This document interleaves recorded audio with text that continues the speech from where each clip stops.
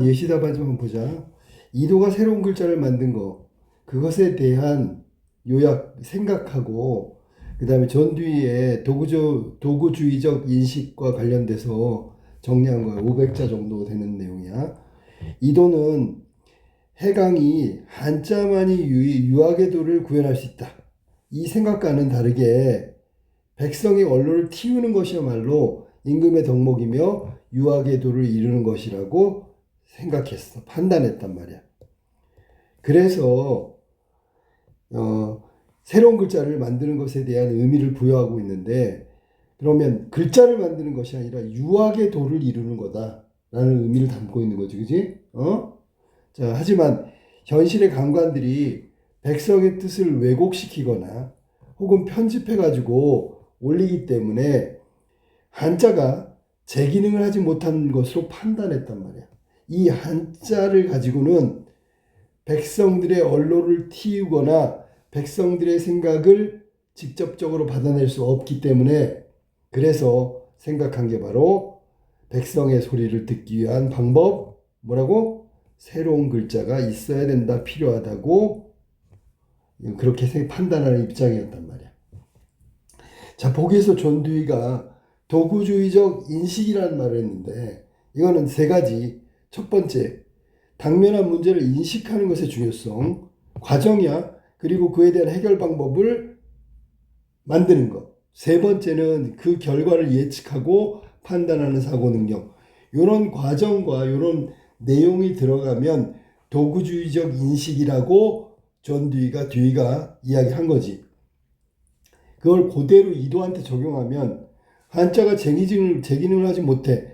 그래서 유학의 도를 구현하는 게 어렵다는 게 현실의 문제를 인식하고 있다는 거. 1번 과정을 정확하게 인식의 문제를 갖고 있다. 현실 문제에 대한 인식.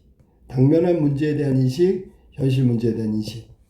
두 번째는 해결 방법을 제시했는데, 그 해결 방법으로, 자, 언로를, 여기 좀 이상하지, 그지?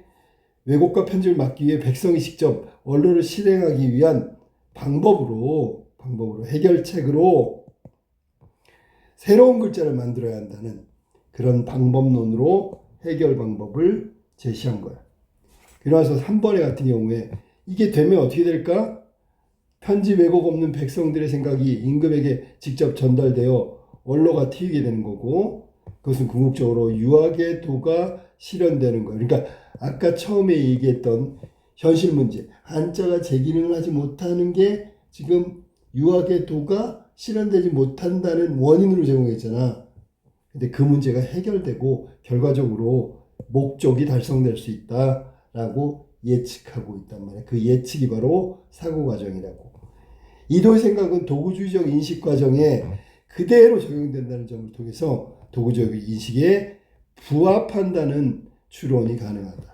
이렇게 해서 이도가 새로운 글자를 만들고 유학의 도를 완성하는 것, 그것이 바로 듀이가 말한 문제인식, 해결 방법, 그 다음에 예측하고 하는 사고 과정을 모두 가지고 있기 때문에 도구주의적 인식에 부합한다는 추론이 가능하겠다.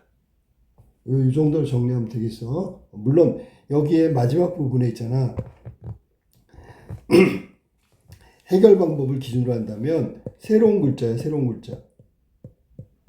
그리고 유학의 도가 실현되죠. 그 다음에 현실 문제인식. 요 세 가지가 듀이의 도구주의적 인식하고 딱 똑같이 이도하기에 적용되는 과정이며, 그 다음에 그 진행이었기 때문에 도구주의적 인식으로 추론하기 가능하다. 이렇게 바꿔서 써도 상관은 없다. 알겠지?